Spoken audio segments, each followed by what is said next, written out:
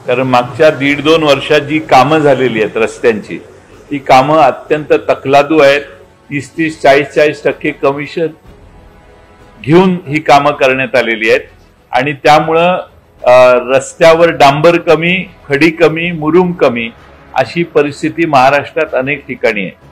त्यामुळे या पावसाळ्यात अजून जुलै आणि ऑगस्ट या 2 महिन्यात पडणारा पाऊस आहे, त्यावेळी अनेक रस्त्यांच्या बाबतीत अशा घटना घडण्याची शक्यता आहे आणि त्यामुळे या सगळ्या मागच्या 2 वर्षात झालेल्या कामांची चौकशी करावी लागेल. आमचं सरकार आल्यावर क्वालिटी टेस्टिंग प्रत्येक महाराष्ट्रातल्या रस्त्यांचं आम्हाला करावं लागेल, कारण यांनी प्रचंड घोटाळे केलेले आहेत आणि अतिशय सुमार दर्जाची कामं महाराष्ट्रात झालेली आहेत.